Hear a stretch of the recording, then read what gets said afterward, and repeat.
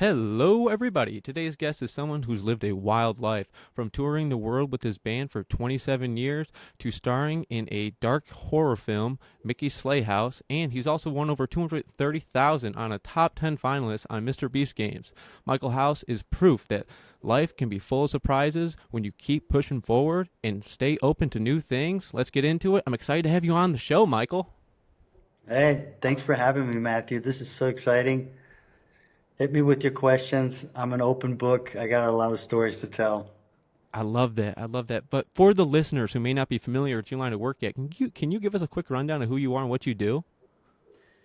So, I'm a musician, ex-punk rock star, and I toured half around the world. I lived half of my life in Europe, and now I've been back in the States since 2017, and tried doing a new record, but then the pandemic hit, so I couldn't do anything.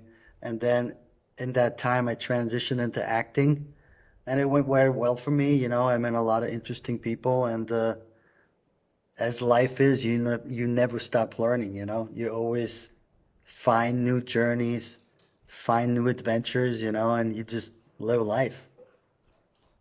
Got to roll with the punches, basically. No, keep on rolling with the punches is right. And starting with the Mr. Beast games themselves, I mean, you were player 453, 453. I mean, how did you even end up on Mr. Beast games?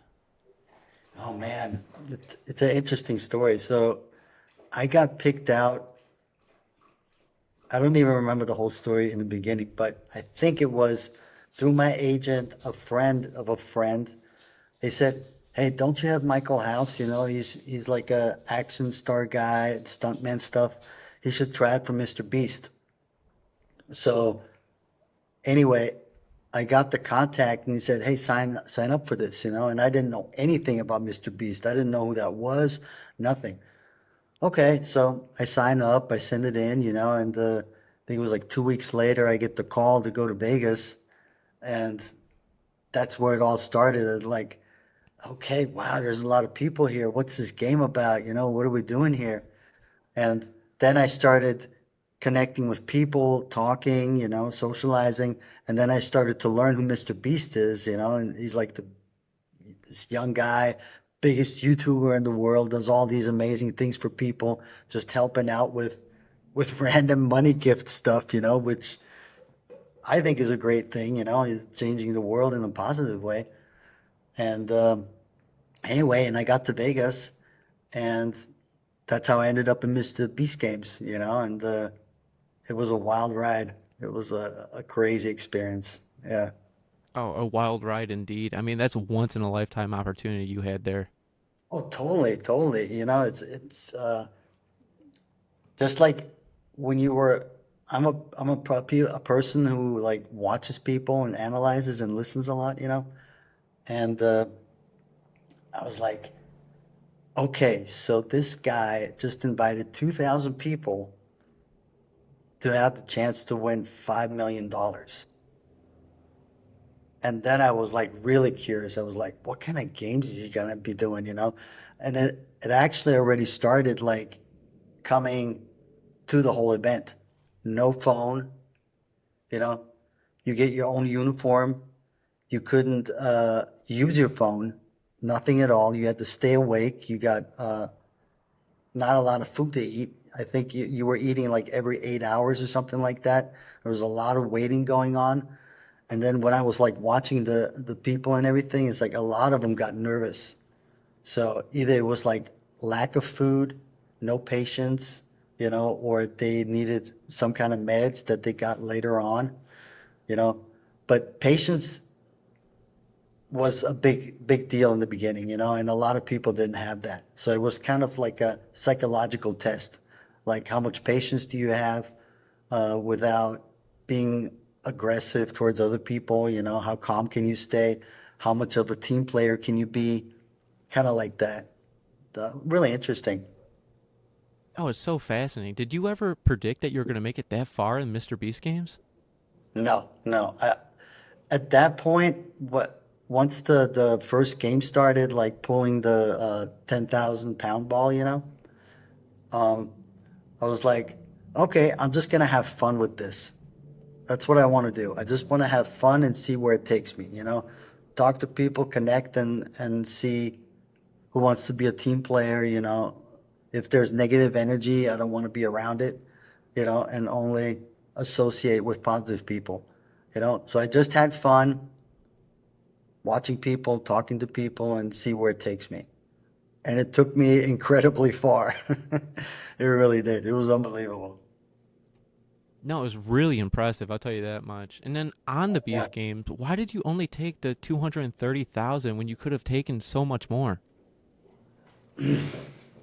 Okay, I got this question a lot. So the reason for that was throughout the whole game, as the numbers got lower on people, it got more intense, and then people were like teaming up and saying, "Oh, this guy, he's really good, we should get rid of him." So they were basically just building alliances, and trying to get the stronger people or with a strong mindset out of the game. But my brain doesn't function like that. It's like I wanted to go as far as possible in the game and not eliminate anyone. And if there was a chance to take a bigger amount of money, I'll do that, and I won't eliminate anyone. And that was the situation I was in. And then I was sitting in the house because each of us had a house, and I'm sitting in there, and I'm like, okay, the first number that popped in my head, I got house number 2, and then my birth date.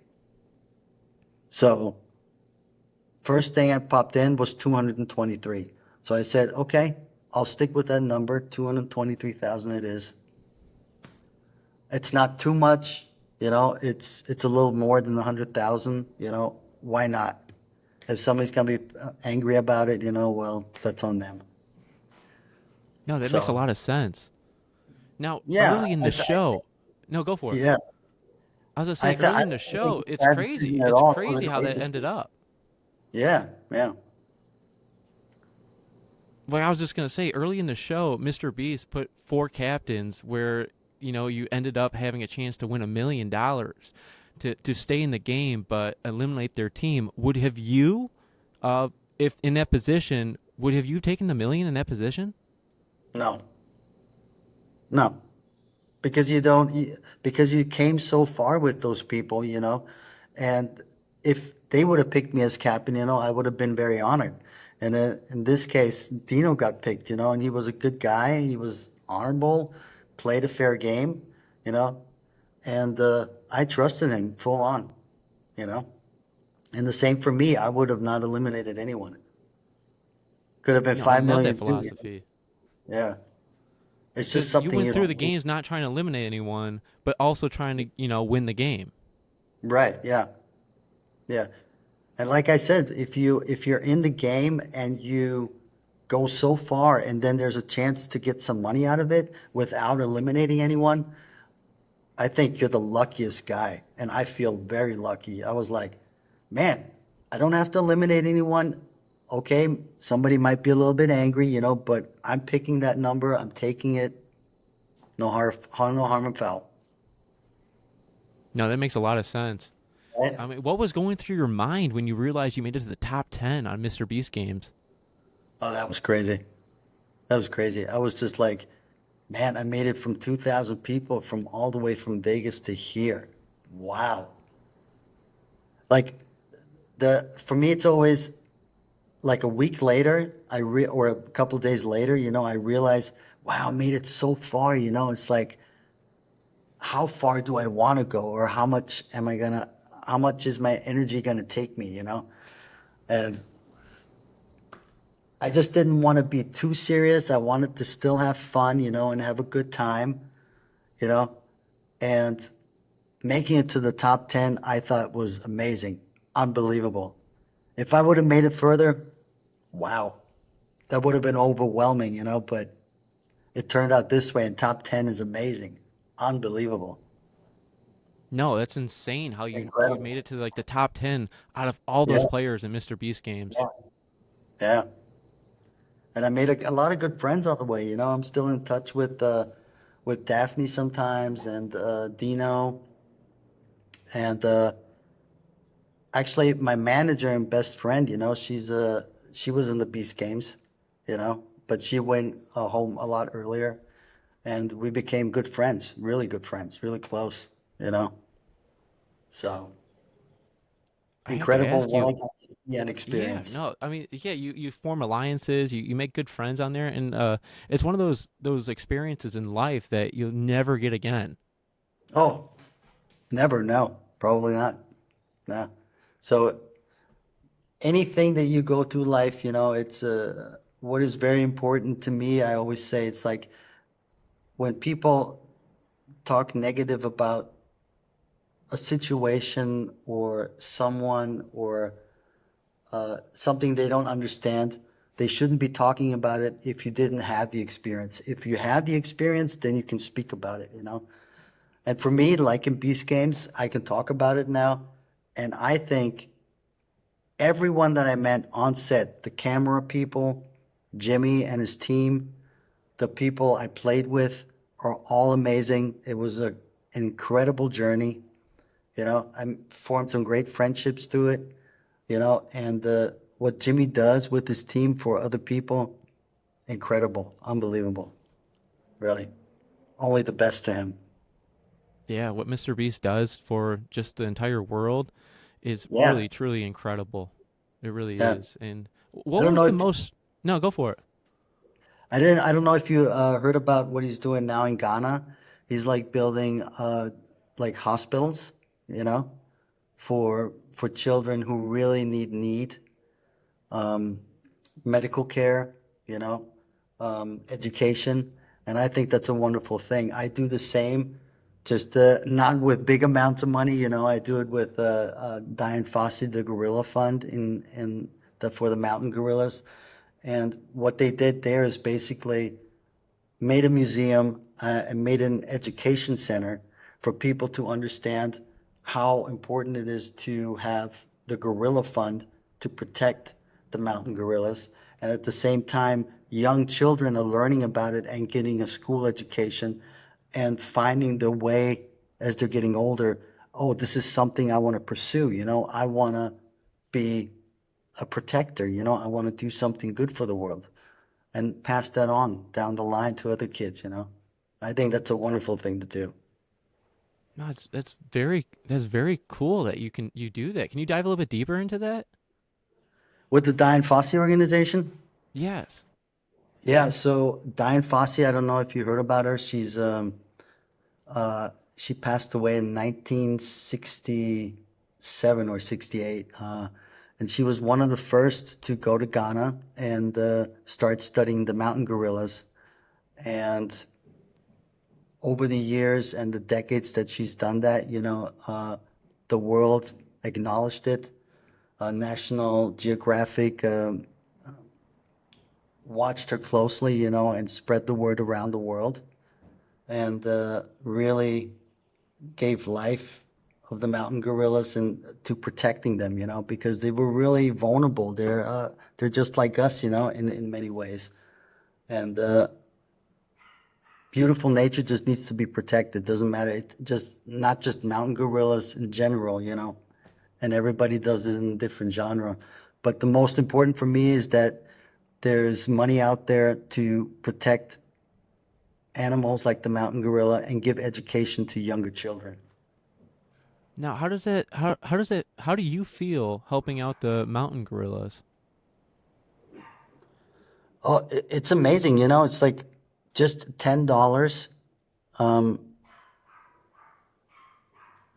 not feeds. I mean, protects the mountain gorilla, giving the hikers, giving weapons, uniforms to walk up there, and giving tours, to people to see how the mountain gorillas feed, how they educate the young ones, and yeah, just the money goes out to a good purpose. That's what I like to think about it, and especially that the young kids are having a good education on it. No, it's very cool that you give back, just like Jimmy does. You know what I mean? And not as Yeah. much as him, but we all can give our portions to giving back, and that's what it's all about.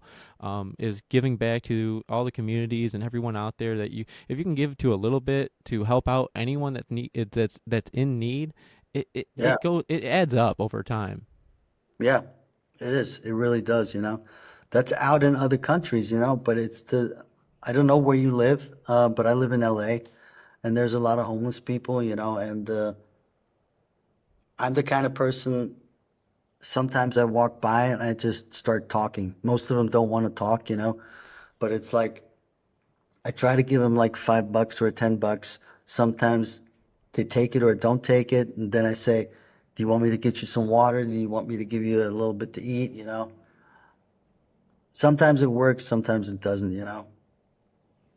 No, I But do the same. I do the same thing, and yeah, I live in Michigan. I do the same thing when I drive through Pontiac sometimes, and I give them food. I try to give them some of the food I have, some bananas or some yeah, water or even some money. It gets cold. Sometimes I like to give them some socks or something like that because lots of underwear. sometimes it gets Speaking of that, cold. exactly.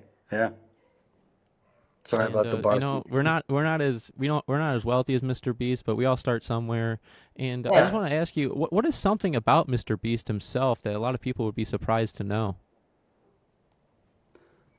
he's very quiet, kind, and humble. And in my opinion, I think he's a deep thinker. So I think he has like conversations at the same time he's already a few steps ahead. You know what I mean? I think that's his way of doing things, but he's always a little bit of a step ahead of others because his brain functions very quickly, which is great.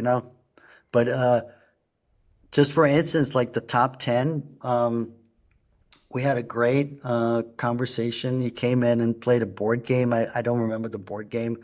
I didn't play part of it, but he was so nice to everybody, and really trying to explain the game. And uh, he was there with his girlfriend, his fiance, um, talking about like where they travel, what they do, and how far he thinks the game is going to go or how it's going to end. You know, of course, he didn't like give you any clues or anything, but because a lot of people were trying to get that out of him. But no, he's very kind and very humble. Very nice guy. Now, is that the closest you got to him on the game show? I mean, that's the biggest game show ever. Yeah, because I was very quiet, but that's the closest I got to him. And the last day when I walked out, I said, "Hey, Jimmy, thanks for having me. You keep doing what you're doing. It was a wonderful experience, and I truly appreciate you, for letting me be a part of Beast Games. It was incredible. But there was a lot going on. Otherwise, I would have just like give him a big hug and say, dude, you changed people's lives. Keep going. This was rock and roll. Yeah, yeah. I mean, what was one of the most stressful challenges during the Beast Games?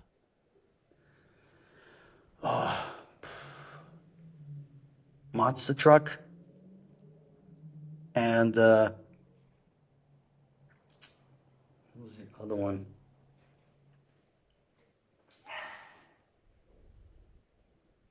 I think just the monster truck and then teamwork more in the beginning was a little bit more complicated because you had to convince people in a calm way, or talk to them, and they were like getting angry or shouting at them because the time is running, like make your decisions, find your team. But they were all like so anxious and stressed out. Instead of staying calm and trying to connect in a way for a short moment, which I think is kind of important, like this to for yourself and the other person to decide what the next step should be or could be, you know. But you were asking about stressful. I think it was the monster truck, and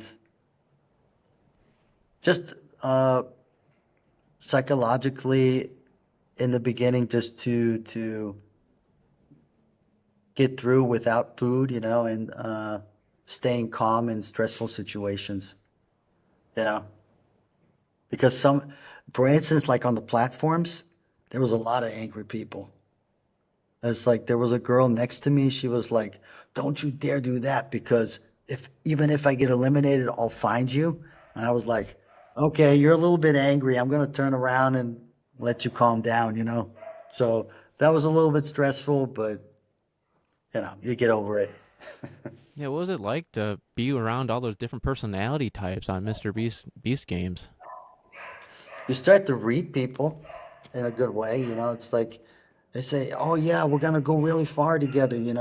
But then the bribes start coming in, and then you see the the changes in the face, and then when they get, I don't know if you saw this, but there was some people, they were like, "Yeah, yeah, yeah, no, I'm good," and then the bribes went up and up, and then they look around and they go, and they hit the button, and I'm like, "Dude, you're on national TV. Everybody's gonna see this. It's okay. Just if that's your decision, that's your decision, and I'll do it because everybody's gonna see it anyway. So.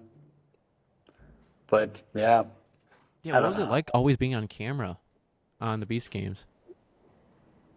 Uh, in the beginning, it was okay. The lower the numbers get, it gets more intense because you're repeating yourself. You're trying to stay focused and come up with good quality content. You know, good words, not trying to repeat too much of the same. You know, so yeah, that was intense towards the end. It was a lot. Because the camera guys they want you to keep talking. Um, Especially in the towers, because I was up there and it was really windy and really cold. And since I already knew that I was going to get voted out or not get a seat, they still wanted me to keep talking. And I was like, man, this is getting too much. And it's already been like 9 hours up here. I'm kind of ready to go. But yeah, it was intense just having cameras on you and constantly being asked to speak about your emotions and feelings and how do you feel about the game so far, that was the constant question. So yeah, that was a lot. Yeah, can you take me through when you're on the Beast games, when you're on the towers? I mean, you played that so well. Yeah, see, the people say I played it so well, but I just played it honestly because at that time, so after I watched it on TV on Amazon Prime, I was like, oh, so people were lying to each other. Why would they do that? Just to get a seat? And I was like, I'm not gonna do that. It's like I'm just gonna tell the truth. This is what I think. This is what I'm gonna say. Either deal with it or don't. Your choice. So anybody who offered me money, I was gonna vote for. I was not gonna be that person to take money and then give somebody else my vote. That's not fair. That's not integrity. So There was one moment someone offered you more money for another vote, and you took that, correct? I did, yeah, yeah. So I think Jeff was the one. He wanted my first vote, and I said, "Okay, give me everything you got," and you got my vote. You know, but he didn't go for it, and I can't remember was it Queen or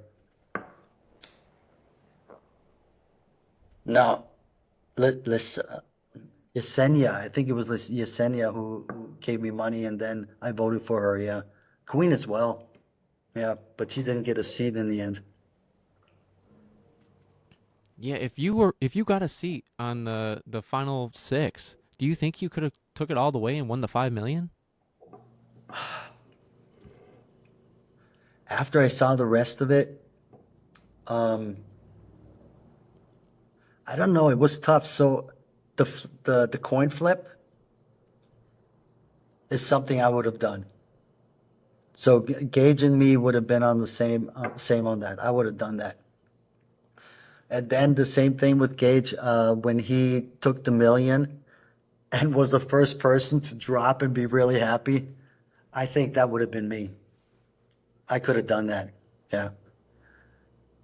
Because if you honestly you let two people who really wanted play it out, and you get to go home with 1 million and be happy as far as you made it, I would have done the same thing.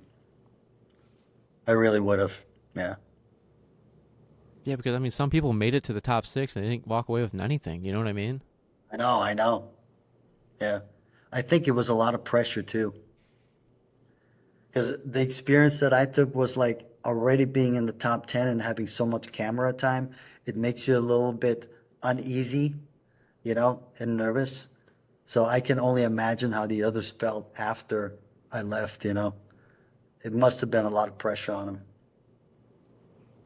Yeah, I mean, the last couple of games, I mean, you had to shoot the ball into the little cylinder, and Yeah. then the last game was memorizing that formula. Do you think you could have done that? You mean the puzzle walk? Yes. Yeah. I think I could Would have have done you that. signed up for that? Did I sign up for that? No. Would have you, if you were in that position, to go down there and do the puzzle walk on Mr. Beast games? Oh yeah, I would have done that. Yeah. I'm good with memory games, pretty much. I would That have was done crazy. that. She was only one tile off. I know. But it's also interesting because when you see it on TV, if you watch it on your screen, in real life, it's a lot different because it's huge. You're standing up there and then you're looking at that platform from top. So I'm imagining it, and then you have to go down there and then you have to count and step exactly where you should be. So that I can understand she was uneasy. It was, I'm pretty sure that was hard. Yeah. Like you're saying, I think it was very stressful to be on Mr. Beast games. Oh yeah. Did you have any fun on there on Mr. Beast games? Oh, I did. Yeah, a lot. I know it's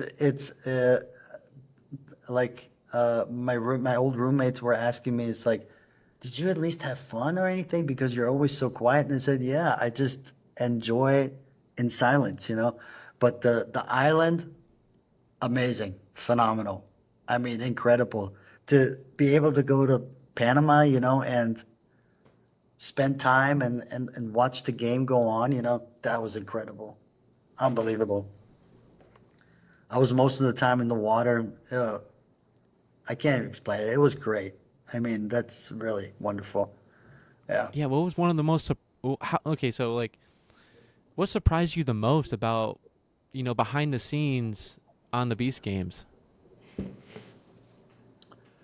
Oh, you mean behind the scenes, like with the camera people, or Yes. All the just camera people, you got Jimmy there, you got all this stuff that's setting up. I mean, this is the biggest game show of all time. I mean, the Beast oh games. my God, And what the surprised you the most effort. behind the scenes? I mean, the effort that they made with Amazon, is unbelievable.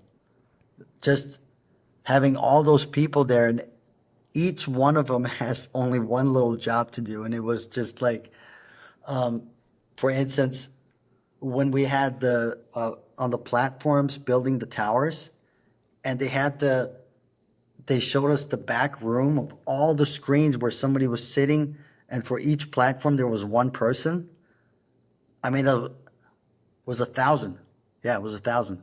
And I was like, they have that many people sitting back there, and for each platform, one guy. Unbelievable. I mean, the work that they put into, wow.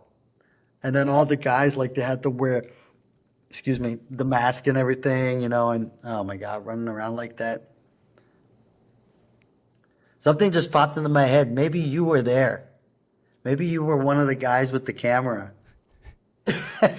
I wish, I wish. If Jimmy's watching this, please, I would love to be on his one of his game shows, or even being on his channel. And I'd love to have him on my podcast. For Jimmy, if you're there, if you're listening, please hop on the podcast. I know you're a busy man, you're changing the world, but if you're interested in being an Everyday's Friday Podcast 365, please let me know. I'll dive into the stories and experiences of people from all walks of life. Hey, Matthew, you got a good fan here, right here. I'll mention your name. Don't worry.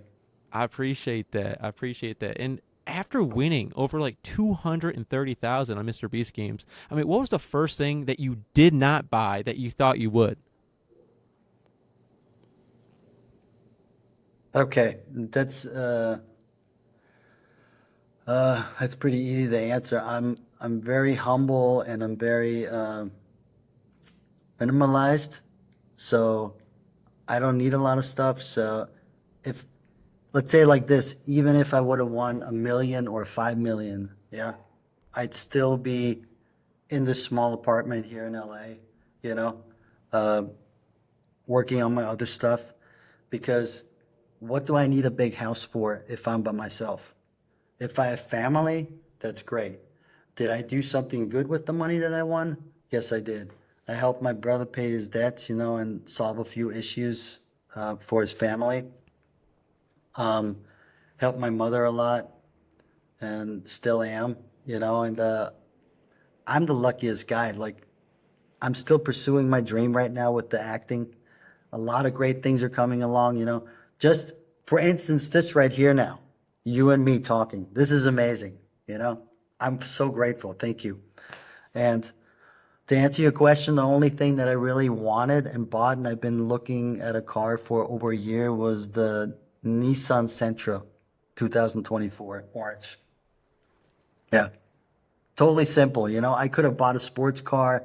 I could have bought a Bentley, whatever. I'm just not that type. It just doesn't work for me, you know.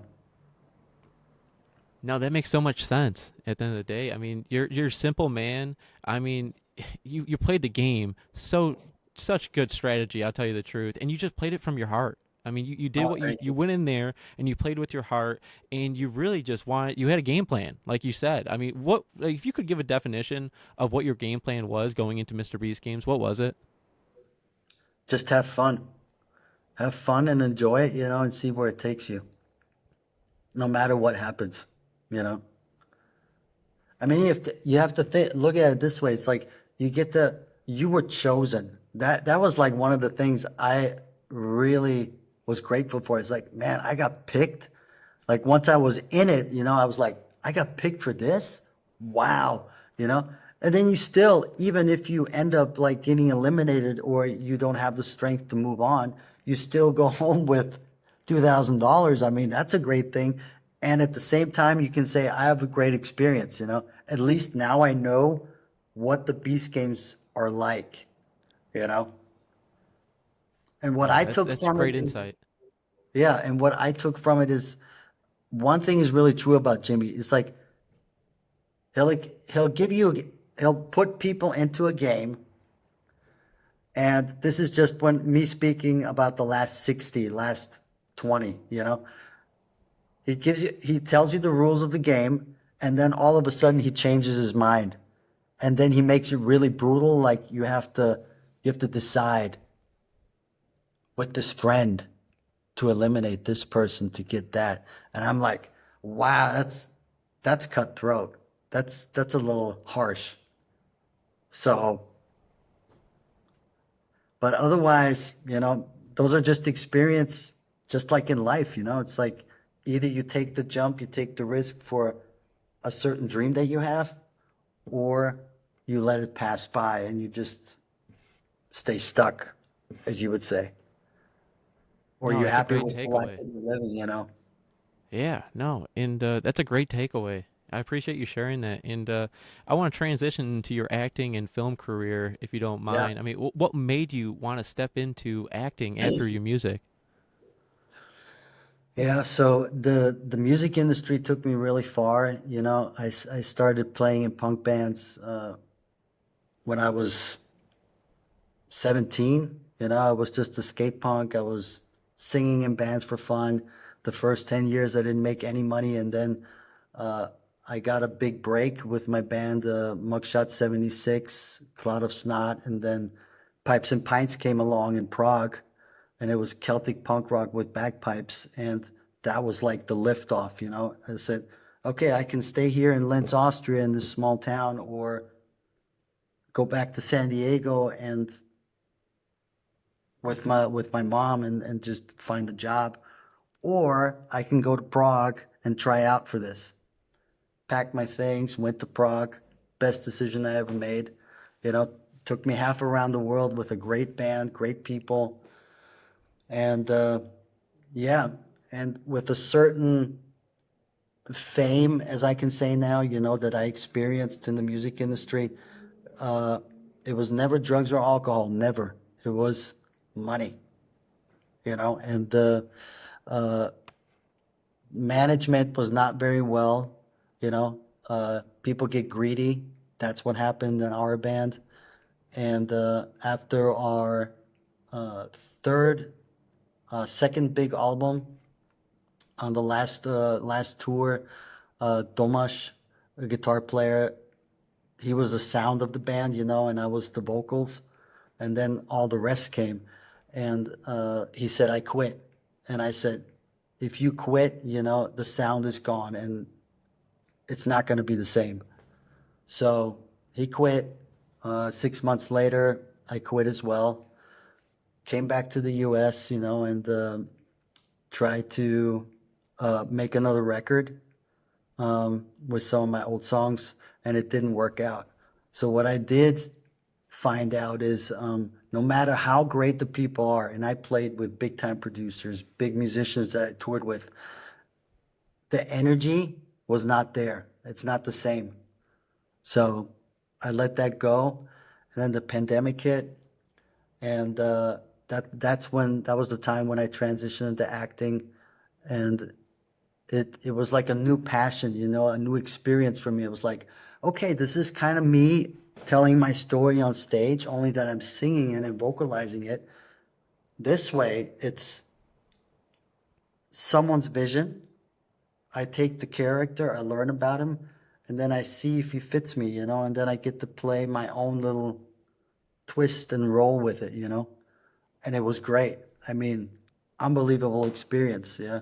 Like you said, Mickey Slayhouse, great movie, we're all still waiting. It's just an issue, a small issue, but Kelly Dachtla, the director, amazing man, great to work with, great guy, and we're gonna work on future projects.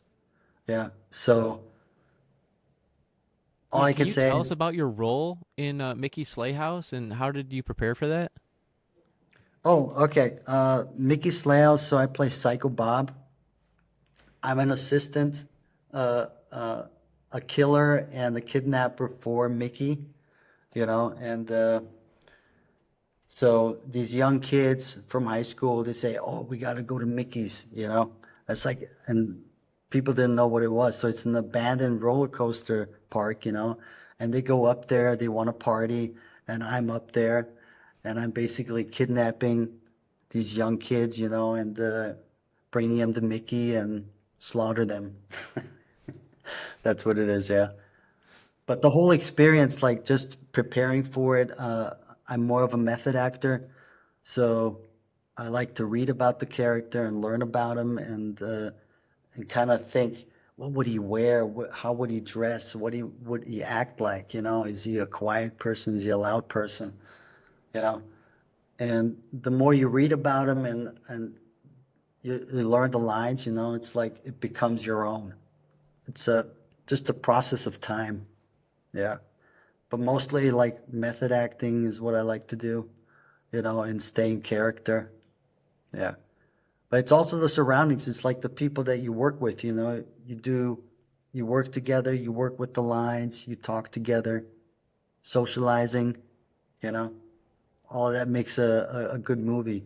It's just like a band, only as an actor, you're on your own and you get to work with great people.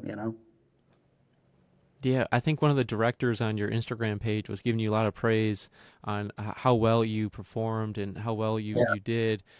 Playing a bad guy sounds like fun, but also tough at the same time. Isn't that funny that you played a villain in a scary horror film? I mean, that's pretty cool. Yeah, yeah. Well, Kelly is has become a very close friend. He's a really good guy, and um, he used to be in fashion, and he played in bands as well, and he knows old punk rockers like I do, So he knows, but he knows what it is to take something and create something, And for me, it wasn't the music. We were a band and we made songs and we had this magic and the visualization, visualization. Is that the right word? I think so. Hmm. Bringing it together, the vision, and it's the same thing with this movie and with Kelly, it's like he takes something and he has a vision, and you as an actor, you share that vision with him, and you bring it to life. And that's what connects us. It's a good friendship, and I can see his vision, and I think that's why we work good together. He's a really good guy. Yeah. Yeah, So there's so beware, much we happening can behind come the up with scenes. some I'll tell you great that projects. much. Yeah. What's that? I said there's so much happening, so much work happening behind the scenes. I mean, what's Oh, your yeah. favorite part of being on the film set? Everything. It really is. I like the camera people, I like the makeup people, and I have conversations with all of them. I think that's important, you know, because it's not just the actor and the camera, there's so much else going on. There's so many people that want to make this project happen.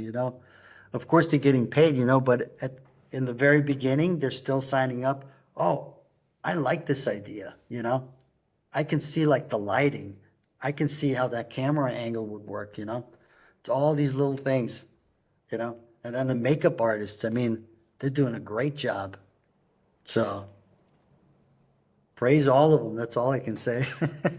They're Yeah, you amazing, did. you know. You did mention you have some technical difficulties. Is it with the Mickey himself to have that? Is that what they're fighting with Disney? I think so.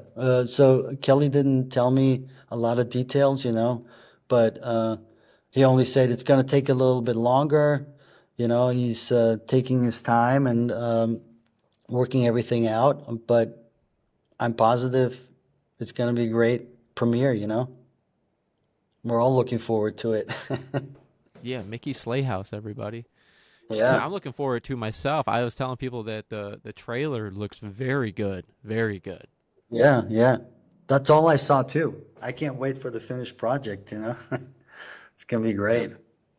I gotta ask you, if your life had a movie trailer, what scenes of your life, your acting from Mr. Beast, what moments would be in there? Wow, there's a lot. Like my biggest ones, Yes, I mean, you've traveled the world. I mean, for 27 years in your band. I mean, that's incredible. I think Spain, France, and Brno, that's in the Czech Republic, and um, Bratislava, the stages that I played, and when you're singing a song and people are singing that song back to you, and there's silence, there's just silence, you know, and I'm like singing. Here we are, you and me, singing songs and rolling free. And then they're singing the next words, raise your drink and let's go wild tonight. And you hear that from 3,000 people, you're just like, wow. So those were some crazy moments, and then me hearing myself the first time on the radio in a shopping center. That was weird too, yeah. But I have so many crazy stories. I mean, I've been everywhere in Europe, Switzerland, the crowds, the people. I got all my tattoos are collections from different countries and different cities. It's like I don't even have a lot from the US. I only have uh, Indianapolis, New York, and one from Fulton. That's it. All others are from different countries. Spain, Italy, Rome. Oh my God, the Do you know list how is many endless. tattoos you have by chance? I didn't want to ask that question, but I'll ask it now after you bring up all your tattoos. Yeah, I'm covered, so hard to say. Yeah.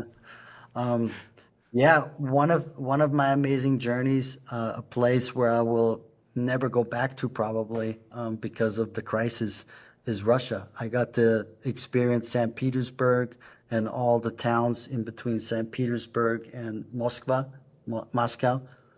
and the fans, the people, the touring. was incredible and amazing, unbelievable, and I will never forget it. Um, the shows were unbelievable, really. It's so much fun together.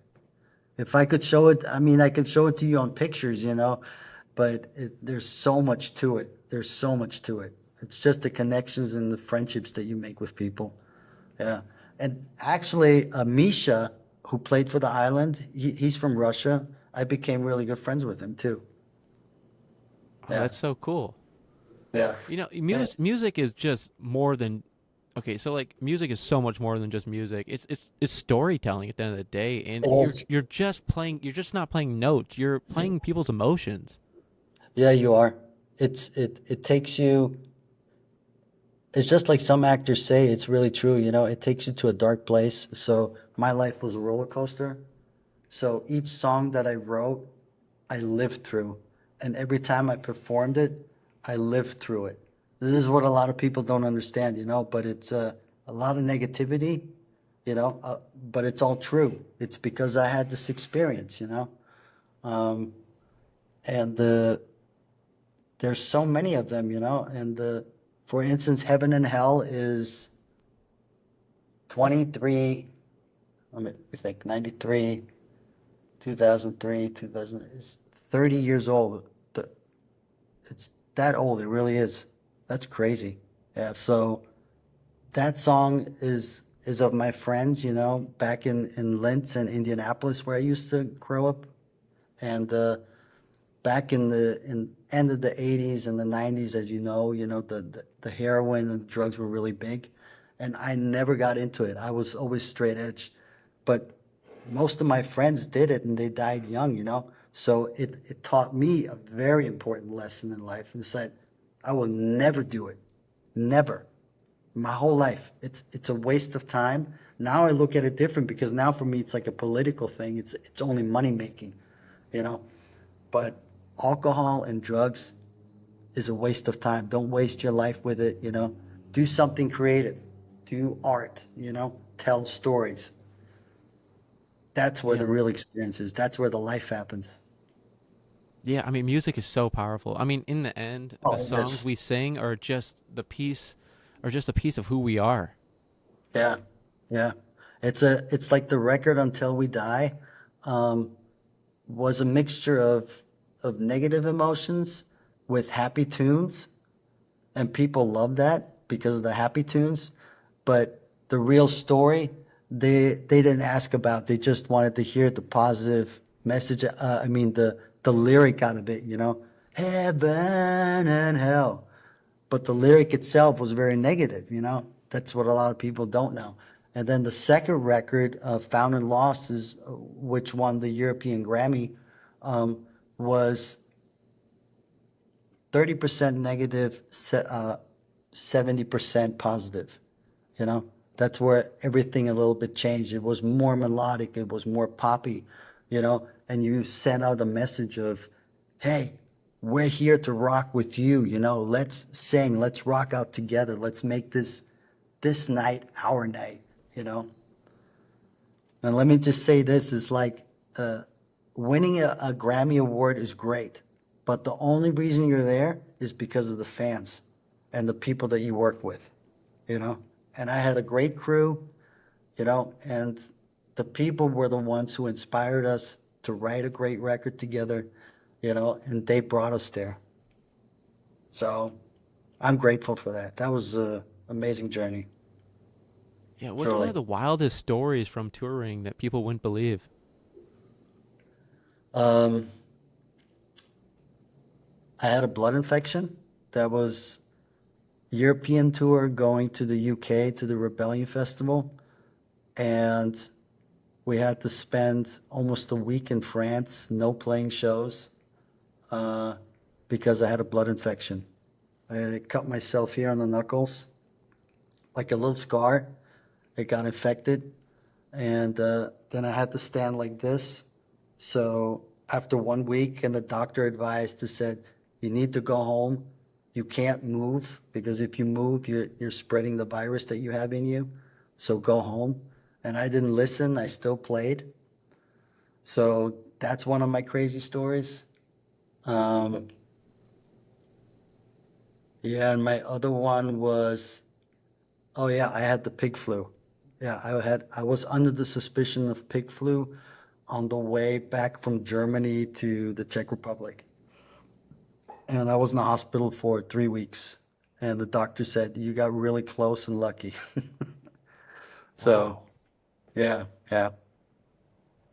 Now, what are some of the best places you performed or some of the worst? The best, my favorite places to play because I lived in France as well is Paris, Bordeaux, Lyon. Those are great places to play, my favorites actually. And Rock for People, Czech Republic, the Colosseum in Slovakia, Switzerland, the festivals and the clubs, and then the Rebellion Festival in the UK, which is each year. One of the big punk and hardcore scene from all the world. They come together and play. Great place to play. Great people. Um, with my old bands, I played in San Diego at the Kensington Club. Great place to play. Um, L.A., but that's so long ago. I was a teen. That was just screaming and yelling in front of maybe 15 people. The first experience of singing. Um, yeah, and then Germany, the Ruhrpott Festival, and yeah, Rock am Ring. There was a lot of great places. Yeah. Yeah, that's what were some of the worst places you ever performed at? There's some places in Germany and Berlin. The clubs are so small, and I can understand it now. Back then, I didn't. Uh, when you have so many bands coming every day playing different kinds of clubs, and you go to all of them, then you're so overwhelmed on music and different styles.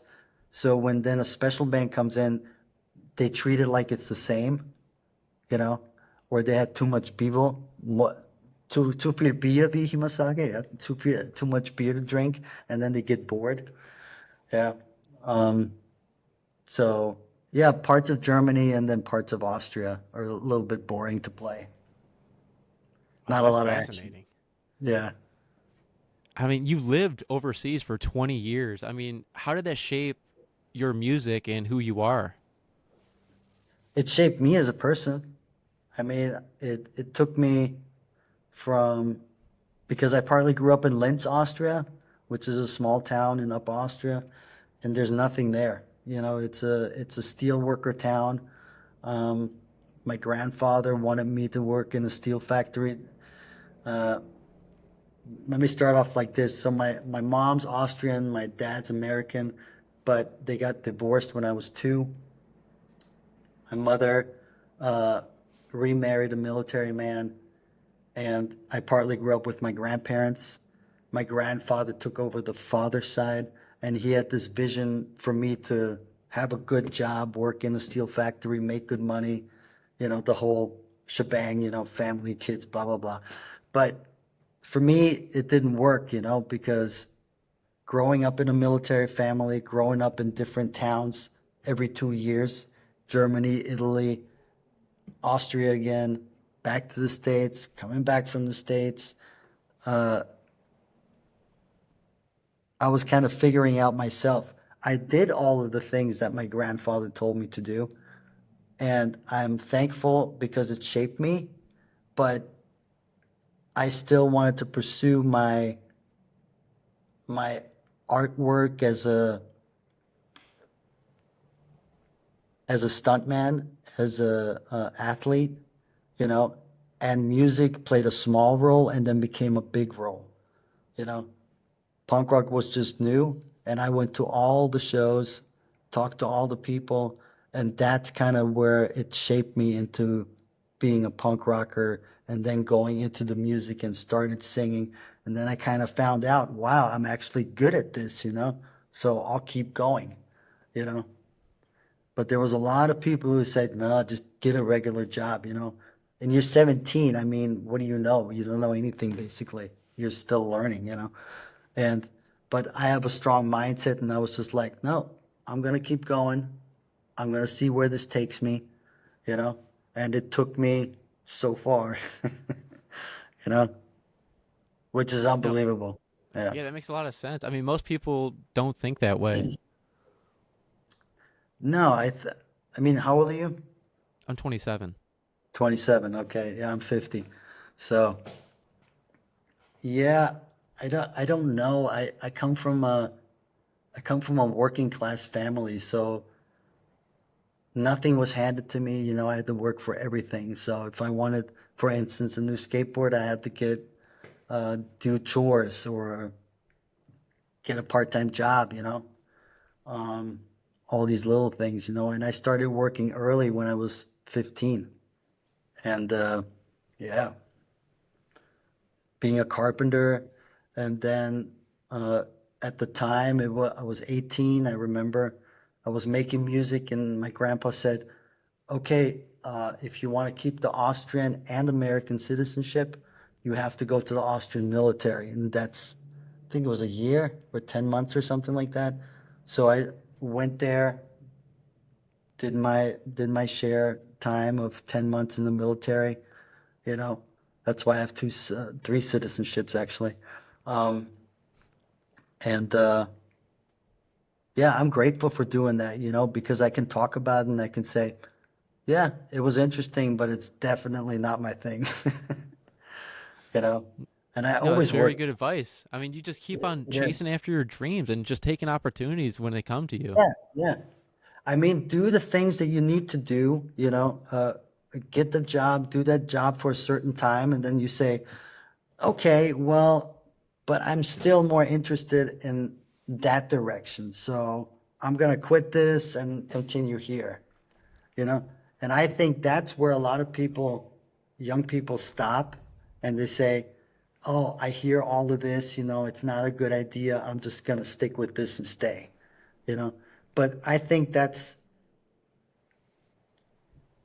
where the uncomfortable zone starts, when you start hearing negativity like that, that's when you have to jump, and that's when you have to go do it. Don't listen to anybody, just do it, see where it takes you. At least because later on you can say, like me, I can say now, oh, it was a good decision, everybody told me not to, but look where it took me, you know and I don't regret anything. I don't regret it. I did it, I lived it, and that's the only advice I can give to anybody and just follow your dreams, do your thing, don't let anybody stop you. Don't listen to the naysayers. That's the most important. Yeah, Michael, it's crazy how small changes can make the biggest difference. Oh yeah, totally. I mean, you started this channel how long ago now? 9 months, you said? Mm-hmm. Yeah. And how's it going? I mean, with the reaction of people, and now we got social media. It must be easier, no? Oh, the guests are getting bigger. Yeah. It's about the journey, not the destination. I'm getting better. I mean, it's about the personal development throughout it. But I mean, just my ability to make thumbnails, the editing on it, the everything I'm learning. It's all about the process, and you just got to fall in love with the process, and things will come with time as long as you put in the work and put in the reps. Yeah. And you had a lot of positive speakers on your show so far. I mean, what I saw on Instagram, I only flipped through it, but they're all great people. There's like entrepreneurs, positive talkers, which I love, you know. That's like you're basically taking your channel and sending positive messages out to the world, and more people are going to share it. In the beginning, it might be a little bit slow, but then it's going to pick up, No, So same thing. I have great gratitude towards you saying that. I appreciate you saying that. And people don't Yeah. realize the homework I do, before a podcast, and the ability to make this happen is just you just got to put in a lot of work into doing it. And it's something Yeah. I do it from love, not for love. Right. Yeah. That's a great way to look at it. I love that. Yeah. Keep pushing, keep going. Yeah, I'm chasing after my dreams because my dreams won't chase me. You know, it's one of those things you just got to keep on that. You got to stack those small wins. If I would tell anyone out there for anything they want to succeed in, so just keep on stacking those small wins on top of each other, and eventually they'll get that big win. But first thing you have to do, I see it like this: you have to Yeah. visualize it, and then take action towards it, and then you will manifest it. That's the equation right there. Yeah, that's very true. Yeah. I try to visualize every day small things. And when I wake up, uh, I lay there for like 5 minutes and then I just say, I'm thankful for this, or just waking up, little things, you know? And then I go through my head, oh, what do I have to do today? You know? And I have these little visualization pictures in my head, you know? And that's what I'm going for. It might not come exactly the same as in my head, you know, but you're going in the right direction, you know? And just like you said, then it manifests. It really does. All right, Michael. I want to now dive into the Friday mindset part of the show. I want to dig into your journey, your mindset, and the moments that shaped you. I mean, what's the best piece of advice you've ever received?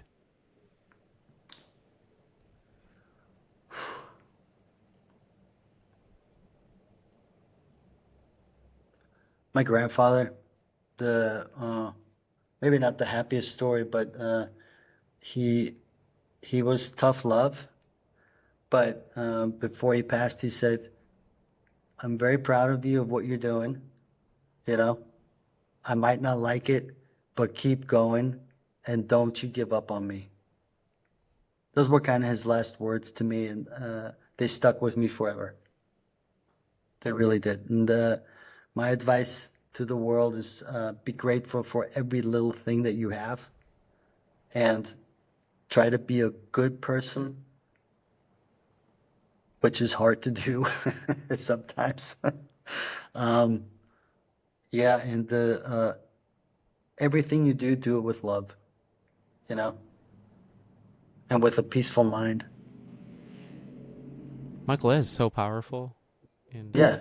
it kind of resonates off the next question I have for you. I mean, what is the one truth about life that you wish more people understood? Oh,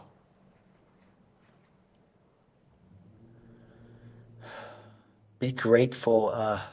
Man, there's so much to say about that subject. There really is.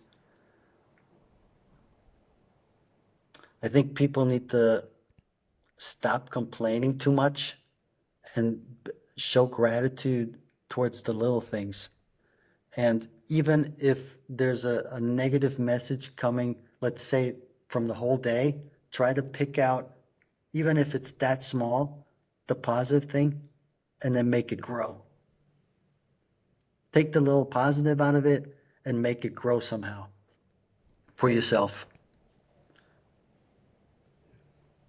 I love that. I love that definition. I mean, I want to bounce off of that. I mean, for anyone out there that's struggling with confidence, what should they do?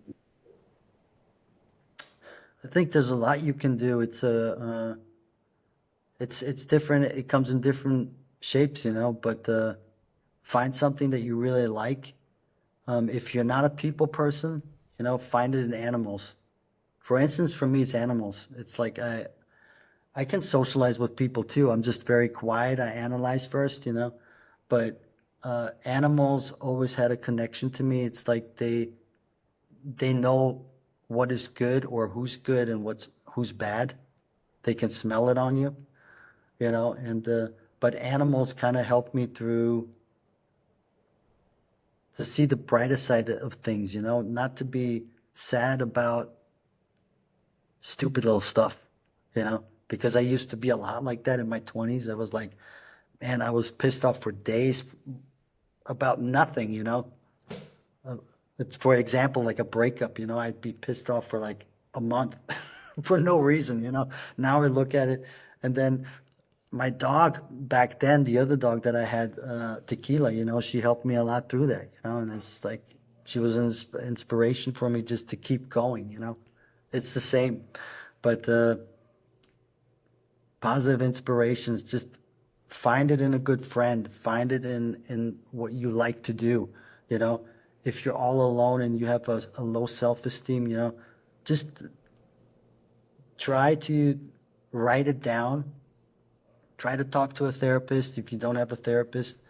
Uh, the best is just to analyze your own thoughts, write it down, write everything down, and at the same time you're when you're writing down something, you're releasing, you know. And if you're a spiritual person, I'm a spiritual person. I believe every positive energy that you put out will come back to you at some time, If you're a negative person and only have negative thoughts, that's what you're attracting. Don't do that. It's like try to think positive out of every little thing. That's so important.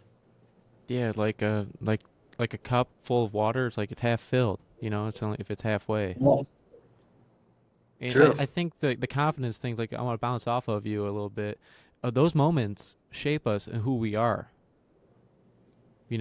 A relationship or a setback or anything that's happening. If you lose your job, I mean, those really mold us. I mean, it's how you bounce off of that situation and how you grow from every situation that you're in. That's what really That- counts at the end of the day. That's a good example. Like if you lose a job, what are you gonna do? You're gonna sit around for a while until you find the next thing, But don't drag yourself down and say, "Oh my God, I've had this job for so many years. Now what am I gonna do?" You know, I'm a perfect example for that because I was making music. That was my income. It was like I was touring. I was gone 10 months out of the year, sometimes 1 year. I was gone all year, but I made great money, But then all of that stopped. It just stopped, like it was cut off like a chicken's head, And I was like, oh my God, what am I going to do? It's like, how do you put that in a resume? Oh, yeah, I would like to work this job. I was a touring musician. Nobody understands that. So I had to find a way to transition. And that's where the acting came in. Was it a struggle in the beginning?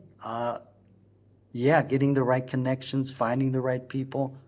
But it's all your mindset. It's like you tell yourself, just keep going. Something will come up. Something will come up. And of course, you got to study for it too. You got to find that motivation in yourself and not stop, and just build your confidence with something. Something that gives you power, something that you like to do. That's where the confidence starts, I think. Yeah, that makes so much sense. And I have something written on my wall behind me, and it says, "Your mind has to be stronger than your feelings." And if you just take that away and you dissect it a little bit, I mean, your emotions really control your reality if you let them. Yeah, they do. Yeah.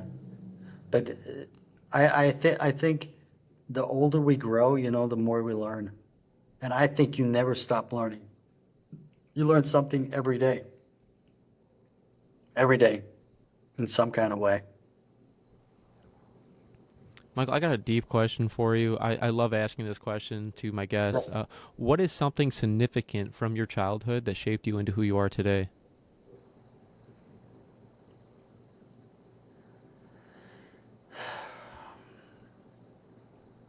I think the not having, some kids, they grow up a little harder. I was one of those kids, you know, and not having solid friends because you're a military kid. So you make friendships and then they break off because you're moving to another country or another city, military base in my case. Um, so you get discouraged at some point, because why should I make new friends? It's gonna be gone in a year or 2 years. But having these tough lessons, uh, I think is something that shaped me, you know, to have more gratitude in life, you know, and find my own peace in my own way. And I think the lessons I learned from my grandfather, it's like to be this hard worker, and not get sucked into something negative um, like drugs or alcohol, just to be a hard worker and follow what you want to do. Make sure you're secure, you know. has kind of shaped me into that person too, you know. And especially seeing after what I've seen, is also something that shaped me into a good person. Now, you've said on the podcast, life is an adventure. What does that mean to you right now? Right now, that everything is an adventure, everything is a journey. It's like every day you can walk out the door and meet the greatest person in the world. You know what I mean? You could go outside right now, and see a full moon, that you've never seen before, like the way you've seen it before, something like that. I was like, just before we went on, I was having my coffee and I was like, this is going to be great. I haven't had a podcast in a long time, this is going to be fun conversing, like how you think, how I think, what kind of question is it going to be? That's an adventure right there. And you had some great questions, I got to tell you that. I appreciate that. I appreciate that. Like I said, I do my homework, and I was really looking forward to this podcast. And how do you challenge yourself every day to grow and stay sharp? Ah, you know how life is life, right? So sometimes it's a little slower, sometimes it's a little faster, Like but a roller coaster, like you were saying. yeah, it's like since I moved here to LA now, I've been here 2 weeks from Fullerton, and I was excited because I got my little studio, and I got places to go to, and I don't have to drive as much, but my manager's helping me setting things up, for upcoming editions and stuff, you know. And sometimes it's really slow, and then sometimes you get like good news, like I got yesterday, and I was like, wow, okay, things are starting to happen. I got to stay focused. So I still read the scripts that I have to read, and then you get motivated, It's like it'll happen. It'll happen. It's gonna come along. Don't worry. Don't worry. Stay sharp. Just go through your routine, what you do, you know. Find the happy moments of the day. All that's a roller coaster ride with wonderful journeys. Yeah, Michael, you are the definition of, it's proof that it's never too late. I really want to ask you, I mean, what advice would you give to someone afraid to trying something new?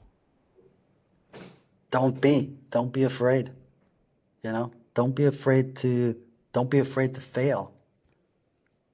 I don't think there's no reason to be afraid to fail. Maybe in my 20s, if you would have asked me that and they said, oh, that's not going to work. That's not going to work. I had to find so many motivations when I was in my 20s. I can tell you now, there were so many. For one example, Arnold Schwarzenegger. He's an hour and a half from the town in Austria that I grew up in. He was one of those motivations that was like, that was towards my 20s, and I was like doing a lot of athletic stuff, and I was like, the older I got with the music, I was like, if they can do it, I can do it. And then with the music, it was Henry Rollins. Henry Rollins was a motivation for me. That guy was just like, man, he's such a motivation with his spoken words and singing. That's how I want to be. And then it happened in 2016. I'm standing next to him having a conversation, you know? And I told him, and I was trying not to be too starstruck, but I was in a way. I was like, Henry, thank you for singing the song. Don't talk about it, do it.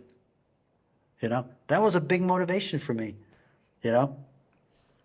And then when the music stopped and I got into the acting world, and my function was always, if they can do it, I can do it.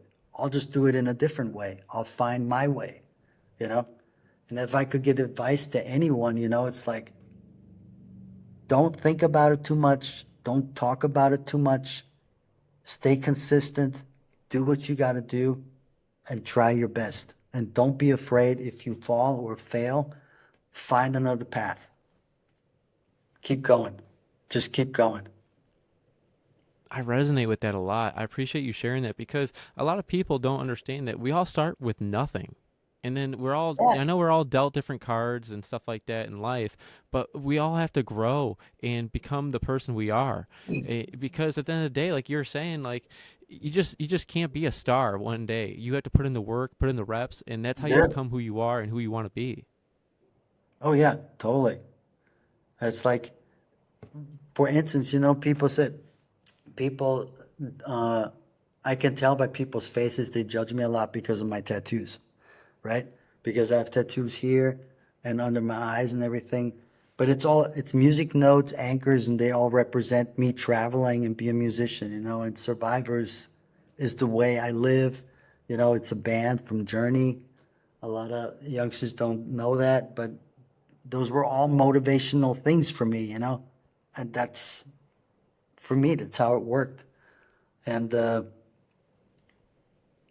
yeah, like I said before, just don't give up, keep going, grow as your own person and find that motivation. Whatever helps you, use it.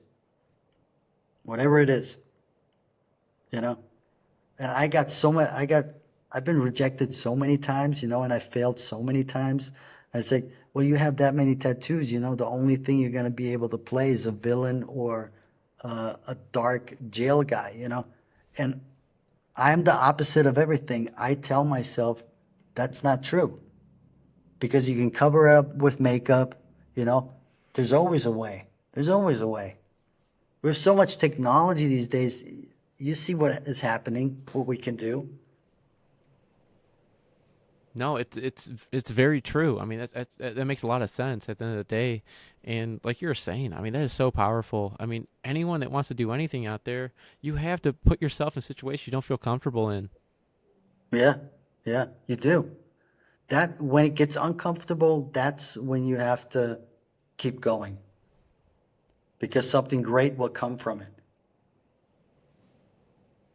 What did No. Danny DeVito say? He said something like, first you have to destroy your inhibitions and then you create.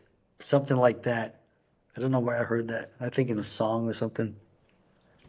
No, that is so true about learning from your failures because I've learned so much from every failure I've had in life and even on the podcast. Every failure I've had on a podcast, I've learned the more from because I learned how to be ask better questions, be a better host, and certain things like that. I mean, even making my thumbnails, you got to make them better. You got to have a better description, a better title, and stuff Yeah. like that. You got to always consistently just keep on learning and growing. That's me with technology. I still gotta find ways because technology is being updated basically every 5 hours, in my opinion. And you have to keep up with it. And it's still hard for me, but I still try. Sometimes they're good, sometimes they're not so good, but I'm learning something. It's like, oh, okay, I'll leave that out, or this post doesn't work, you know, learning process. That's what it's all about. Is about Yeah. learning. And Michael, when your time comes, what kind of legacy are you going to leave? Oh. Remember me as a good person, you know, and always remember the good times that you had with me and my smile. I'm very simple. Sorry. No, that's I'm very perfect. simple. I want people to Michael, be happy. yeah, yeah. Michael, the show is called Every Day is Friday, and Friday has a special energy, whether it's freedom, excitement, or just feeling of accomplishment after a long week. I want to hear from you, Michael. What does Friday mean to you? Friday? Oh, okay. Interesting. My brother and I always say every day is Monday. We say like even if it's Sunday, every day is Monday because we hustle and we work hard, you know. But I could say the same thing about Friday. It's like every day's Friday. It's exciting to get into the weekend. I make Monday my Friday. I make Tuesday my Friday, you know. I go to work, I do my thing, but for me it's Friday. Every day is Friday. I love that Every day definition. is Friday. And Get the well, this is your motivation going. Yeah, that's right. That's right. This is your chance to leave the listeners with something powerful. Is there anything else you want to share? Um, to anybody and everyone who's out there, stay positive, you know, stay adventurous, travel a lot, um, communicate with other people, uh, grow your self-esteem by taking a break sometimes for a good walk, and be grateful for everything that you do and stay artistic and follow your dreams. And never give up. Don't stop and keep going, no matter what. Keep going. I love that. I love that a lot. I resonate with that. And all your information will be down in the description down below. But I want to make sure the listeners know where to find you. Where can the listeners follow and support your work? So, actually, if you Google me, Michael Robert House, you can find me there. Instagram, same thing. And if you want to listen to my music, it's Mugshot Mike on Vivo. So it's Mugshot and then MIC, like microphone, on Vivo. You can check that out. Or Pipes and Pints up to 2016. That's all me. I love it when you can just tell people, Google me. Yeah, just Google me. Just Google me. Just Google Michael Robert House. You'll find me. And I know the listeners got a lot of value out of this. It's been an amazing conversation. I appreciate you being Yes, here. And thank you yes. for sharing your stories and experiences, Michael. Dude, thanks for having me, Matthew. It was You really know, great. it's my pleasure. It really is my pleasure. I By appreciate the you being way, on the can I show. interrupt real quick? Yeah, go for it. Is it possible to get one of those shirts or sweaters? I Whatever's do have hanging a in the wall? store. I do have a store on Spotify and Etsy. Okay. I have T-shirts, hoodies, and koozies. And Every Day is Friday is taking over the clothing brand. So I'm trying Okay. to just grow that as much as I can. So if you're listening out there, Yeah. Every Day is Friday Podcast 365 on Shopify and Etsy. Awesome. I I love it, appreciate. man. Yeah, and then to the listeners, stay tuned for more amazing stories on Every Day is Friday Podcast 365. If you enjoyed this, make sure you follow, share, and keep Every Day is Friday mindset going. Until next time, stay inspired and make every day feel like Friday. Until next time, everybody. Every day